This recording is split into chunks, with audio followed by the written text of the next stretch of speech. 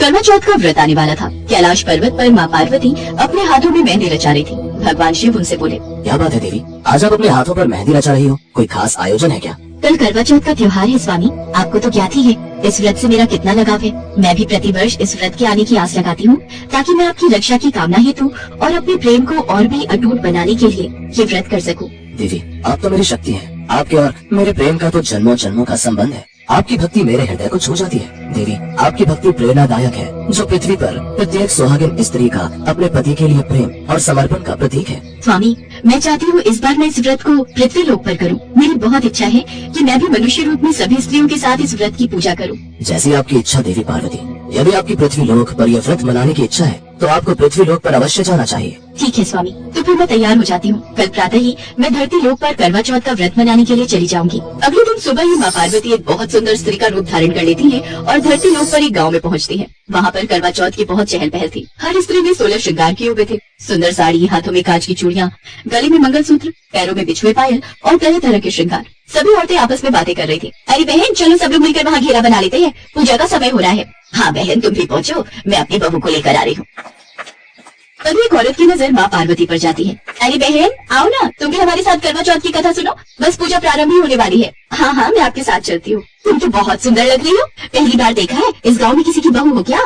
माँ पार्वती अभी कुछ कहते इससे पहले एक औरत ने आवाज लगा ली। अरे बहन, जल्दी आओ, पूजा का समय निकला जा रहा है। हम सब बैठ गए हैं। चलो चलो, बाद में बात करते हैं, अभी सब पूजा के लिए बुला रहे हैं। कितना आनंद आ रहा है इन सबके साथ करवा चौथ का व्रत मनाने में। अद्भुत, सब कितने अच्छे स्वभाव की हैं। इन सब के बीच मैं भी पूजा के लिए बैठ जाती हूँ। माँ पार्वती सबके साथ पूजा के लिए बैठ जाती है। सब मिलकर करवा चौथ की व्रत कथा और पूजन आरती करती है। सचमुच माँ पार्वती के आशीर्वाद से व्रत और पूजन बहुत अच्छे से हो गया। हे गौरी माता, हम सबके सुहाग की रक्षा करना। जय करवा माता की, जय गौरी मैया की। सब औरतें पूजा आरती करके घर जाने लगी, पर माँ पार्वती जैसे ही कैलाश के लिए लौटने लगी, अचानक उसी स्त्री ने उन्हें पुकारा। अरे सुनो बहन, तुम्हारा जल का कलश ही रह गया। अरे मैं भूल गई, मैं भी उठा लेती हूँ। हमारी बात बीच में अधूरी रह गई। तुम्हें इस गांव में पहली बार देख रही हूँ। तुम्हारा घर कहाँ है? मैं इस गांव में नई नई आई हूँ, कुछ दिन पहले यहाँ रहना शुरू किया है। मेरे पति जरूरी काम से शहर गए हुए हैं, कुछ दिन बाद लौटेंगे। मैं उन्हीं के लिए व्रत कर रही हूँ। अच्छा, तो तुम नई नई आई हो गाँव में। एक काम करो, तुम हमारे घर चलो। मैंने पूरी पकवान बनाए हैं, हम सब मिलकर खाएंगे। बस कुछ ही देर में चंद्रमा भी निकलने वाला है। घर पर तो तुम अकेले उदास हो जाओगी। ठीक है, चलो मेरे घर चलो। मैं और आपके घर? हाँ बहन, तो क्या हुआ, मेरे घर क्यों नहीं? मेरे घर को अपना ही घर समझो। त्योहार पर अकेले के लिए तुम क्या ही भोजन बनाओगी। मैंने तो बहुत कुछ बनाया हुआ है, मिलकर खाएंगे, अच्छा लगेगा। तुम्हारे पति भी शहर में है, वैसे कब आएंगे? दिवाली से पहले आ जाएंगे। उस औरत के इतने अच्छे स्वभाव को देखकर माँ पार्वती से रहा नहीं गया। वो उसके साथ उसके घर चली गई, पर माँ पार्वती को तो भगवान शिव की पूजा करनी थी, उनसे आशीर्वाद लेना था। सब चंद्रमा निकलने का इंतजार कर रहे थे। अचानक बहुत तेज आंधी तूफान आने लगा।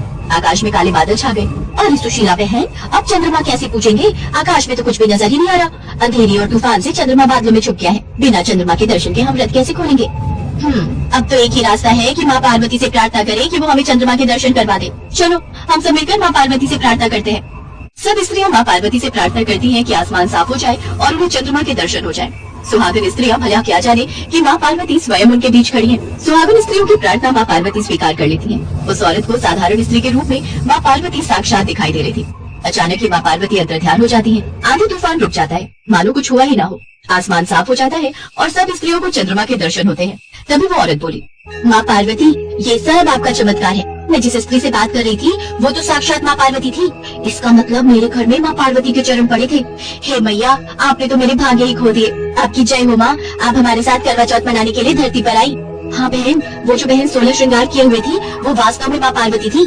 आज उनके चमत्कार से ये आंधी तूफान रुक गया और हमें चंद्रमा के दर्शन हुए। चलो हम सब मिलकर माँ पार्वती को धन्यवाद कहते हैं। ये तो हम सबका सौभाग्य है कि माँ पार्वती ने हम सबके साथ मिलकर करवा चौथ का व्रत और पूजन किया। उधर माँ पार्वती भी कैलाश पर्वत पर भगवान शिव की पूजा करती हैं और उनके हाथों से जल और भोजन ग्रहण करके अपने करवा चौथ के व्रत को पूर्ण करती हैं। गांव में एक साहूकार रहता था। उसके 7 पुत्र और 1 पुत्री थी। एक बार कार्तिक मास की कृष्ण पक्ष की चतुर्थी यानी करवा चौथ के दिन साहूकार की पत्नी सहित 7 बहुएं और उसकी बेटी ने करवा चौथ का व्रत रखा।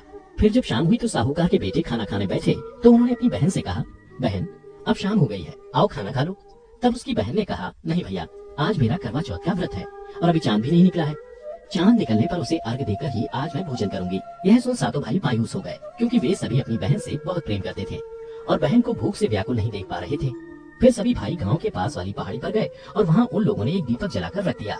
और फिर सभी घर आकर बहन से बोले, देखो बहन, चांद निकल आया है, अब अर्घ देकर तुम खाना खा सकती हो। भाइयों की बात सुनकर साहूकार की बेटी ने अपनी भाभियों को बुलाया और उनसे कहा, देखो भाभी, चांद निकल आया है, आओ हम सभी अर्घ देकर भोजन कर ले। किंतु वे अपने पतियों की करतूत जानती थी। उन्होंने कहा, भाई जी, अभी चंद्रमा नहीं निकला है, तुम्हारे भाई चालाकी करते हुए अग्नि का प्रकाश छलनी से दिखा रहे हैं। किंतु बहन ने भाभियों की बात पर ध्यान नहीं दिया और भाइयों द्वारा दिखाए प्रकाश को ही अर्घ देकर भोजन करने बैठ गई। किंतु जैसे ही पहला कौर खाया, उसे छींक आ गई। फिर उसने मन में सोचा कि शायद दिन भर भूखी थी, इसी कारण शायद छींक आ गई। परंतु छींक शांत होने पर जब उसने फिर खाना शुरू किया तो उसमें बाल निकल आया। और फिर थोड़ी देर बाद उसके ससुराल से समाचार आया कि उसका पति बीमार हो गया है और उसे जल्द से जल्द आने को कहा है। उधर जब उसकी माँ को ये बात पता चली, अपनी बेटी को विदा करने के लिए साड़ी निकालने लगी तो उसमें भी अपशकुन होने लगा। जब भी वो साड़ी निकालने के लिए बक्से में हाथ डालती, उसे या तो काली या फिर सफेद साड़ी ही मिलती। काफी देर तक यही सिलसिला चलता रहा। फिर साहूकार की बेटी माँ से बोली, माँ, यह सब रहने दो, मेरे पास समय नहीं है, मैं ऐसे ही जा रही हूँ। फिर वह अपने ससुराल के लिए चल पड़ी। तब उसकी माँ ने कहा, बेटी, रास्ते में जो कोई भी मिले उसे प्रणाम करती जाना। बेटी बोली, ठीक है माँ, और वह अपने ससुराल चल दी। रास्ते में उसे जो भी मिलता वो उसे प्रणाम करती और आगे बढ़ जाती। और फिर जब वह ससुराल पहुंची तो उसे दरवाजे पर उसकी छोटी ननद मिली। साहूकार की बेटी ने उसके भी पांव छुए। तब उसने अपनी भाभी को आशीर्वाद दिया, सदा सौभाग्यवती रहो, पुत्रवती हो। उसके बाद जब वह घर के अंदर गई तो उसने देखा कि उसके पति का शव आंगन में जमीन पर रखा है और उसे अंतिम संस्कार के लिए शमशान घाट ले जाने की तैयारी हो रही है। फिर वो पति के शव के पास गई और शव से लिपटकर जोर जोर से रोने लगी। उसके बाद जैसे ही लोग उसके पति को ले जाने लगे तो वो चिल्लाते हुए बोली, मैं अपने पति को नहीं ले जाने दूंगी, और जिद करने लगी। किंतु गांव वाले जब नहीं माने तो साहूकार की बेटी उन लोगों से बोली, मैं भी इनके साथ शमशान चलूंगी। और फिर साथ साथ शमशान चली गई। शमशान घाट पहुंचने पर जब उसके पति के अंतिम संस्कार का समय आया और उसे चिता पर लिटाया जाने लगा तो वो बोली, मैं अपने पति को जलाने नहीं दूंगी। यह सुनकर शमशान घाट में मौजूद लोगों ने उसे काफी समझाया, लेकिन वो अपनी जिद पर अड़ी रही। तब गांव वाले आपस में बातें करने लगे कि ये कैसी महिला है जो पहले तो अपने पति को निगल गई और अब उसे मुक्ति भी नहीं मिलने दे रही। इन बातों का भी साहूकार की बेटी पर कोई प्रभाव नहीं पड़ा और वो अपने पति के शव को लेकर वहीं बैठी रही। तब गांव वालों ने निर्णय किया कि इसे यहीं छोड़ दिया जाए और इसके रहने के लिए एक छोटी सी झोपड़ी बनवा दी जाए। फिर गांव वाले अपने अपने घर वापस लौट आए। उधर साहूकार की बेटी अपने पति के शव को लेकर वहीं रहने लगी और पति को जीवित करने के लिए हर चौथा का व्रत करने लगी। चौथ के दिन वो पूरे दिन व्रत रखती और फिर शाम को चंद्रमा को अर्घ देती और ज्योति जलाती और चौथ माता से प्रार्थना करती कि वह उसके पति का जीवन लौटा दे। इसी तरह कई चौथ आए। उसने हर चौथ के दिन व्रत रखा और फिर चांद को अर्घ दिया। और अंत में जब कार्तिक महीने का चौथ यानी करवा चौथ आया तो उसने अपनी ननद से कहा, बाईसा, कल जब तुम यहाँ आओगी तो मेरे लिए 16 श्रृंगार और सुहाग का भी सभी सामान लेती आना। उधर ननद जब घर पहुंची और उसने ये बात अपनी माँ को बताई तो उसने पहले तो सोचा कि उसकी बहू पागल हो गई है। फिर उसने अपनी बेटी से कहा, तुम्हारी भाभी ने जो कुछ मंगवाया है उसे कल दे आना। फिर साहूकार की बेटी ने अगले दिन करवा चौथ का व्रत रखा और खुद 16 श्रृंगार और सुहाग के सभी सामान पहनकर सज संवर गई और शाम को चांद निकलने पर अर्घ दिया। चौथ माता की ज्योत करे और चौथ माता प्रकट हुई और बोली, करवोले, भाइयों की प्यारी करवोले, दिन में चांद उगाने वाली करवोले। यह सुन उसने उनके पैर पकड़ लिए और बोली, माता, मेरा सुहाग वापस करो। यह सुन देवी ने कहा, बहनों की प्यारी, तुझे सुहाग से क्या लेना देना, तुझे सुहाग से ज्यादा भोजन प्यारा है। यह सुनकर साहूकार की बेटी बोली, माता, मुझसे भूल हो गई, मुझे क्षमा कर दो। तब माता ने कहा, बेटी, मेरा पाँव छोड़ दो, अब मेरे जाने का समय हो गया है। यह सुन साहूकार की बेटी बोली, नहीं माता, जब तक आप मुझे मेरा सुहाग वापस नहीं करेंगी तब तक मैं आपका पाँव छोड़ने वाली नहीं हूँ। इसके बाद माता के बार बार कहने पर भी जब उसने उनके पाँव नहीं छोड़े तब चौथ देवी बोली, बेटी, क्या तुम अपने सुहाग का सारा सामान मुझे दे सकती हो? तो साहूकार की बेटी ने कहा, माता, मैं सुहाग का सामान क्या, मैं तो अपने पति के लिए अपनी जान भी दे सकती हूँ। उसके बाद उसने सुहाग के सारे सामान माता को दे दिए। फिर माता ने अपनी आंखों से काजल निकाला, नाखूनों से मेहंदी निकाली, मांग से सिंदूर निकाला और फिर उन्होंने अपनी अंगुली उसके पति के मुंह में दे दी। थोड़ी देर बाद उसका पति जीवित हो गया। यह देख साहूकार की बेटी खुशी से झूम उठी और उसने माता को साष्टांग प्रणाम किया। फिर चौथ माता जाते जाते उसकी झोपड़ी को महल में बदल दिया। उधर देर रात जब उसकी ननद उससे मिलने आई तो उसने देखा कि वहाँ झोपड़ी की जगह महल बन गया है। यह देख उसे बड़ा ही आश्चर्य हुआ। फिर वह डरती डरती उस महल के अंदर गई जहाँ उसने देखा कि उसका भाई जीवित हो गया है। फिर साहूकार की बेटी की नजर जब अपनी ननद पर पड़ी तो वह दौड़कर उसके पास आई और बोली, देखो भाई साहब, आपके भाई जीवित हो गए, देखो भाई साहब, आपके भाई जीवित हो गए हैं। फिर दोनों गले मिले और रोने लगे। उधर जब उसकी ननद घर आकर माँ से बोली कि माँ, भाई जिंदा हो गया, तो उसकी माँ बोली, बेटी, लगता है तुम भी अपनी भाभी की तरह पागल हो गई हो। यह सुन बेटी बोली, नहीं माँ, मैंने देखा है, भाई सच में जिंदा हो गए हैं और भाभी ने आपको गाजे बाजे के साथ आने को कहा है। और उसके बाद सभी घर वाले गाजे बाजे के साथ अपने बेटे को लेने पहुंचे और वहाँ पहुंचकर जब साहूकार की बेटी की सास ने देखा कि सच में उसका बेटा जिंदा है तो वह अपनी बहू के पैर छूने लगी। यह देख बहू बोली, माँ, आपका बेटा वापस आ गया है।